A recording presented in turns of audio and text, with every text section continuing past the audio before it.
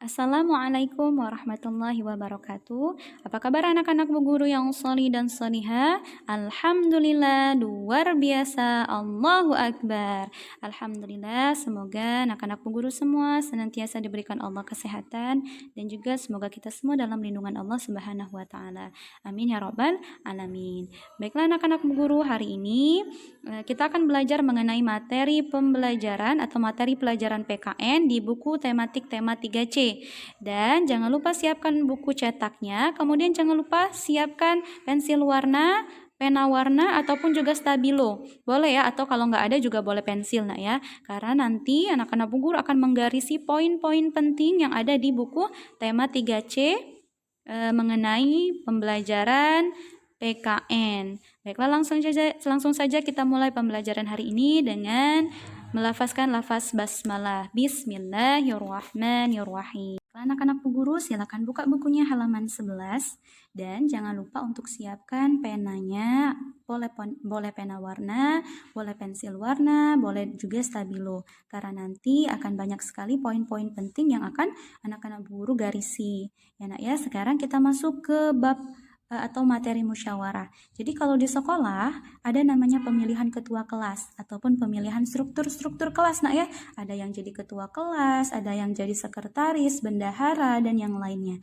Nah, itu cara pemilihannya yaitu dengan musyawarah. Sekarang lihat bukunya, apa itu musyawarah? Jadi di sini silakan digaris ya anak-anak guru. Musyawarah adalah kegiatan berkumpul untuk memecahkan suatu masalah dan menyatukan pendapat. Jadi dengan musyawarah itu bisa mendapat suatu kesimpulan dan bisa menyatukan semua pendapat ya.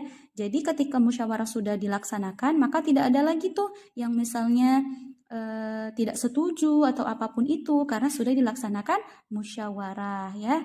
Karena tujuannya untuk memecahkan suatu masalah dan menyatukan pendapat. Dalam musyawarah terdapat nilai kebersamaan, keadilan, dan persatuan. Dalam musyawarah, keputusan diambil untuk kepentingan bersama. Jadi, ketika kita melaksanakan musyawarah, salah satu tujuannya yaitu agar diambil keputusan di mana keputusan itu untuk kepentingan bersama. Nah, ya. Baik, sekarang kita lanjut ke halaman 19. Silakan anak-anak Bu Guru buka halaman 19. Nggak apa-apa ya kita kelang-kelang belajarnya nak ya, karena memang Bu Guru di sini ambil poin-poin yang penting ya. Jadi bisa anak-anak Bu Guru silakan digarisi bagian-bagian yang pentingnya.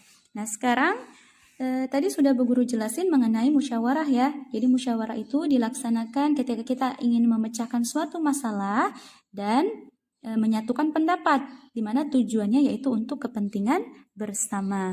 Sekarang, musyawarah itu sangat bermanfaat. Salah satunya yaitu melatih untuk menyampaikan pendapat, ya.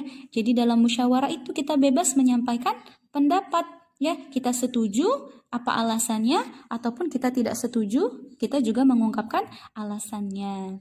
Ketika bermusyawarah, kita bebas menyampaikan pendapat. Namun, pendapat harus disampaikan dengan baik nak ya. Jadi, bagaimana cara menyampaikan pendapat dengan baik? Yang pertama, silakan digarisi ya. Angkatlah tanganmu sebelum menyampaikan pendapat. Ya, jadi ketika ingin menyampaikan pendapat, nggak langsung kita berbicara, tetapi kita angkat dulu tangan. Ketika dipersilakan untuk berbicara, maka baru kita berbicara. Kemudian yang kedua, gunakan bahasa yang santun. Ya, jadi bukan bahasa yang mencaci maki atau bahasa yang menyinggung perasaan orang lain ya, atau bahasa yang kasar, tapi dalam menyampaikan pendapat kita harus menggunakan bahasa yang santun ya. Jadi misalnya nih kita nggak setuju, misalnya kita nggak setuju ketika kelas kita mau misalnya kita nggak setuju terhadap pemilihan ketua kelas ya. Jadi kita sarankan pendapat yang baik. Menurut saya misalnya yang lebih semuanya itu misalnya berpotensi atau baik dalam menjadi ketua kelas. Tapi menurut saya mungkin yang lebih baik menurut saya si Fulan misalnya, karena Fulan memiliki potensi seperti ini karena Fulan memiliki sifat seperti ini. Itu ya nak ya. Jadi disampaikan dengan bahasa yang baik. Kemudian yang ketiga, sebaiknya tidak memotong ketika temanmu sedang menyampaikan pendapat. Ya, jadi bagaimana cara menyampaikan pendapat? Yang ketiga yaitu tidak memotong teman yang sedang menyampaikan pendapat. Jadi ketika kalian mau menyampaikan pendapat, selesaikan dulu orang lain. Ketika orang lain itu menyampaikan pendapat, ketika dia sudah selesai, maka baru kalian angkat tangan, ya, baru kalian berbicara. Seperti itu nak ya. Nah, sekarang kita lanjut ke halaman berikutnya, yaitu halaman 29. Jadi anak-anak guru yang solih dan solihah, dalam bermusyawarah itu bisa saja terdapat perbedaan pendapat ya, karena tidak semua orang memiliki pendapat yang sama ya. Jangankan pendapat, ketika kegemaran, kemudian warna kesukaan, makanan favorit itu pun saja sudah berbeda ya, apalagi pendapat. Jadi setiap orang itu memiliki pemikiran yang berbeda terhadap sesuatu hal ya. Jadi oleh sebab itu kita harus menghargai pendapat orang lain. Dengan cara apa? Dengan cara berikut. Jadi ada di buku kalian caranya. Yang pertama, menyimak teman yang sedang menyampaikan pendapat ya. Jadi disimak benar-benar pendapat temannya, karena nanti ketika kalian menyampaikan pendapat, siapa tahu pendapat kalian itu sudah sama dengan pendapat orang lain ya. Jadi pendapat orang lain harus benar-benar disimak, bukan malah ribut atau malah ngobrol ya nak ya. Kemudian yang kedua, tidak memotong pembicaraan yang sedang menyampaikan pendapat. Tadi sama ya, dengan cara bagaimana cara menyampaikan pendapat. Nah sekarang bagaimana cara menghargai pendapat orang lain, yaitu tidak memotong pembicaraan teman yang sedang menyampaikan pendapat. Karena nggak enak nak ya, karena tidak sopan ketika orang lain berbicara, maka kita juga langsung memotong pembicaraan atau ikut juga berbicara. Itu tidak sopan. Kemudian yang ketiga, tidak mengejek pendapat orang lain ya, seperti kata Bu Guru tadi, sampaikan dengan bahasa yang baik, tidak kasar, tidak menyinggung ya, tidak berkata menurut saya pendapatmu jelek, enggak nak ya. Jadi bisa disampaikan dengan bahasa yang baik, dengan tidak menyinggung atau mengejek pendapat orang lain. Kemudian yang keempat, mengungkapkan ketidaksetujuan dengan bahasa yang santun ya, sama tadi seperti yang sudah Bu Guru jelaskan. Kemudian yang kelima, menerima perbedaan pendapat dengan lapang dada. Jadi ketika sudah diambil keputusan yang apa ya, yang sudah disetujui oleh semua orang ya, maka kita harus menerima keputusan itu dengan lapang dada, meskipun bukan pendapat kita yang dipakai ya, atau meskipun bukan pilihan kita yang terpilih. Tetapi ketika sudah menjadi keputusan dalam musyawarah, itu artinya orang lebih banyak memilih pilihan tersebut. Artinya kita harus menerima perbedaan pendapat dengan lapang dada, atau menerima keputusan dengan lapang dada ya. Jadi nggak ada tuh misalnya yang berantem atau yang iri dengki dengan pendapat dia misalnya yang terpilih ya, nggak ada nak ya. Jadi ketika sudah diputuskan suatu musyawarah, maka kita harus menerima dengan lapang dada. Masya Allah. Baik anak-anak Bu Guru, kalau tadi kita sudah membahas mengenai musyawarah, apa itu musyawarah, kemudian bagaimana cara menyampaikan pendapat yang baik, bagaimana cara menghargai pendapat orang lain. Sekarang kita berpindah, yaitu gotong royong. Nah, gotong royong itu sering sekali kalian lakukan ya. Jadi misalnya kalian gotong royong ketika libur ya. Jadi ada kakak kalian yang membersihkan halaman, misalnya, kemudian kalian menyapu halaman, ibu mencuci piring. Nah, itu merupakan salah satu bentuk gotong royong. Nah, ya. Nah, jadi silakan buka bukunya. Silakan buka bukunya halaman 50 ya. Silakan buka bukunya halaman 50. Gotong royong berarti mengerjakan sesuatu bersama-sama. Itu ya. Jadi gotong royong itu mengerjakan sesuatu bersama-sama. Jangan lupa digarisin ya. Contoh kegiatan gotong royong dalam kehidupan sehari-hari misalnya, ini ya tadi ya, gotong royong membangun pos kamling ya.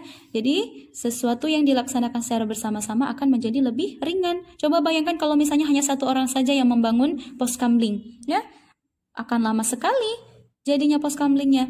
atau akan berat sekali untuk satu orang tersebut. Tetapi ketika kita bergotong royong mengerjakan sesuatu bersama-sama, maka semuanya akan terasa lebih ringan. Kemudian contoh yang kedua yaitu gotong royong membersihkan halaman sekolah. Kemudian gotong royong menyiapkan makanan di rumah. Nah, ini bisa juga kalian terapkan di rumah, Nak, ya. Ketika mau makan siang di rumah, maka bisa bergotong royong dengan keluarga. Ada yang menyiapkan lauk pauk, ada yang kemudian menyiapkan piring dan sebagainya. Ada juga yang menyiapkan minumnya, Nak, ya. Jadi bisa bergotong royong di rumah juga. Nah, di sini gotong royong sangat bermanfaat. Adapun manfaat gotong royong antara lain sebagai berikut. Silakan digarisi ya. Yang pertama, menumbuhkan sikap tolong-menolong, saling membantu dan juga kekeluargaan. Kemudian menciptakan rasa kebersamaan dan kasih sayang. Ya, Nak, ya, benar sekali. Bayangkan kalau misalnya kalian bekerja sendiri, sedangkan kakak kalian hanya duduk-duduk saja, atau adik kalian hanya main-main saja, maka kita pasti akan jengkel, Nak, ya. Tetapi ketika kita bergotong royong bersama-sama, maka akan menciptakan kebersamaan dan kasih sayang. Maka kalau kita merasa kesal ketika kita tidak dibantu orang lain, maka begitu juga dengan orang lain. Ketika kita melihat orang lain membutuhkan bantuan, maka kita harus juga ikut membantu. Nah, ya, apalagi dalam bentuk gotong royong. Jadi kita tidak akan lelah atau capek sendirian karena kita bekerja sama. Kemudian meringankan dan mempercepat selesainya suatu pekerjaan. Ini yang tadi yang Bu Guru bilang ya. Jadi kalau misalnya hanya satu orang saja yang bekerja, maka itu akan lama. Tetapi ketika kita bergotong royong, ya, misalnya piket, ya, ada yang nyapu di dalam kelas, ada yang nyapu di luar kelas, ada yang menghapus papan tulis, maka piketnya pun akan cepat selesai. Ya, begitu juga dengan pekerjaan di rumah ataupun yang lainnya. Nah, ya. Yang keempat, menciptakan rasa persatuan dan kesatuan dalam lingkungan masyarakat. Iya, apalagi ya kalau misalnya di lingkungan masyarakat ada gotong royong misalnya membersihkan selokan, ya. Jadi itu kerjasama di mana gotong royong tersebut dapat bermanfaat, yaitu memperkuat atau menciptakan rasa persatuan dan kesatuan dalam lingkungan masyarakat. Ya, baiklah anak-anak Bu Guru. Mungkin hanya itu saja ya untuk materi pembelajaran pada hari ini. Jadi ada 2 materi yang kita pelajari dalam materi PKN ya khususnya, yaitu tentang musyawarah dan juga tentang gotong royong. Ya, semoga anak-anak Bu Guru bisa memahami dan juga bisa mengambil poin-poin penting dari yang sudah Bu Guru jelaskan. Nah, ya. Nah, baiklah anak Bu Guru, tugas kita pada hari ini yaitu halaman 22, nomor 3 dan juga nomor 4. Ya. Kemudian halaman 56 yaitu menurutmu mengapa gotong royong diperlukan untuk mengatasi bencana dan memperbaiki fasilitas umum? Diskusikan dengan temanmu. Ini boleh diskusikan dengan orang tuamu ya. Sampaikan hasil diskusimu di depan kelas. Nggak usah Nak ya. Jadi menurutmu mengapa gotong royong diperlukan untuk mengatasi bencana ya dan memperbaiki fasilitas umum. Baiklah anak-anak Bu Guru akhiri pembelajaran pada hari ini dengan mengucapkan lafaz hamdalah. Alhamdulillahirabbil alamin. Assalamualaikum warahmatullahi wabarakatuh.